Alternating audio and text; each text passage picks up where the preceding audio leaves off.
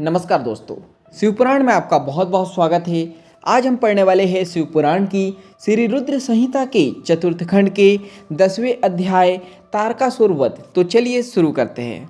ब्रह्मा जी बोले, नारद, यह सब देखकर कुमार कार्तिकेय को तारकासुर पर बड़ा क्रोध आया और वे अपने पिता भगवान शिव के श्री चरणों का स्मरण कर अपने असंख्य गणों को साथ लेकर तारकासुर को मारने के लिए आगे बढ़े।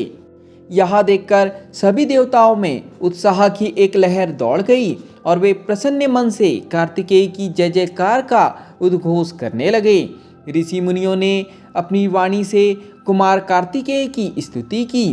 तत्पश्चात तारकासुर और कार्तिकेय का बड़ा भयानक दुस्सह युद्ध हुआ। दोनों परमवीर और बलशाली एक दूसरे पर भीषण प्रहार करने लगे।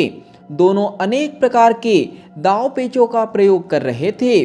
कार्तिकेय और तारकासुर के बीच मंत्रों से भी युद्ध हो रहा था। दोनों अपनी पूरी शक्ति और सामर्थ्य का प्रयोग एक दूसरे को मारने के लिए कर रहे थे। इस भयानक युद्ध में दोनों ही घायल हो रहे थे। युद्ध भयानक रूप लेता जा रहा था। उस भीषण युद्ध को सब देवता गंधर्व बैठकर देखने लगे। यह अद्भुत युद्ध अनायास ही सबके आकर्षण का केंद्र बन गया। हवा चलना भूल गई, सूर्य की किरणें ठहर गई। यहाँ तक कि सभी पर्वत इस युद्ध को देखकर अत्यंत भयभीत हो उठे।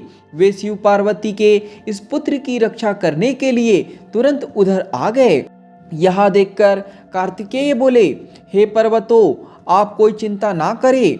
आज इस महापापी को मैं सबके सामने मौत के घाट उतारकर भय से मुक्ति दिलाऊंगा। जब कार्तिकेय पर्वतों से बात करने में निमग्न थे, उसी समय तारक ने अपनी शक्ति हाथ में लेकर उन पर धावा बोल दिया। उस शक्ति के प्रहार के आघात से शिवपुत्र कार्तिकेय भूमि पर गिर पड़े, परंतु अगले ही क्षण वे अपनी पूरी शक्ति के साथ पुनः उठ खड़े हुए और लड़ने के लिए तैयार हो गए। कार्तिकेय ने अपने मन में अपने माता पिता पार्वती जी व भगवान शिव को प्रणाम करके उनका आशीर्वाद लिया और अपनी प्रबल शक्ति से तारकासुर की छाती पर आघात किया। उसकी चोट से तारकासुर का शरीर विदीर्ण होकर पृथ्वी पर गिर पड़ा। सबके देखते ही देखते वहां महाबली असुर पल भर में ढेर हो गया।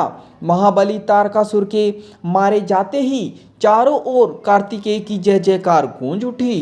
तारकासुर के वध से सभी देवता बहुत प्रसन्न थे। तब अपने महाराज तारकासुर को मरा जानकर असुरों की विशाल सेना में भयानक कोलाहल मच गया। अपने प्राणों की रक्षा करने के लिए सभी असुर इधर उधर भाग रहे थे। देवताओं ने मिलकर सभी असुरों को मार गिराया।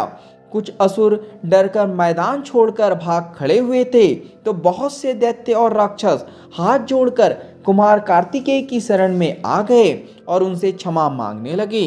तब कुमार ने प्रेम पूर्वक उन्हें क्षमा कर दिया और उन दानवों को आदेश दिया कि वे सदैव के लिए पाताल में चले जाए।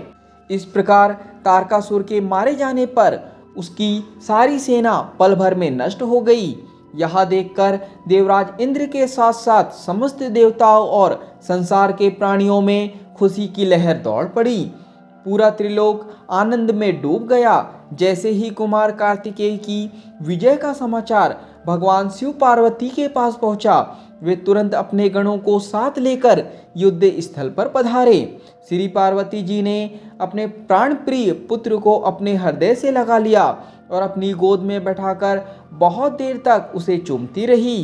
तभी वहां पर पर्वतराज हिमालय भी पहुंच गए और उन्होंने अपनी पुत्री पार्वती, भगवान शिव और कार्तिकेय की स्तुति की। चारों दिशाओं से उन पर फूलों की वर्षा होने लगी। मंगल ध्वनि हर ओर गूंजने लगी। हर तरफ उनकी ही जय जयकार हो रही थी। देवताओं के स्वामी देवराज इंद्र ने अपने साथी देवताओं के साथ कुमार कार्तिकेय की हाथ जोड़कर स्तुति की। तत्पश्चात भगवान शिव अपनी पत्नी पार्वती को साथ लेकर शिवगणों सहित कैलाश पर्वत पर लौट गए। यहाँ पर शिवपुराण की श्री रुद्र संहिता के चतुर्थ खंड का 10वां अध्याय समाप्त होता है। आज के लिए इतना ही। धन्यवाद।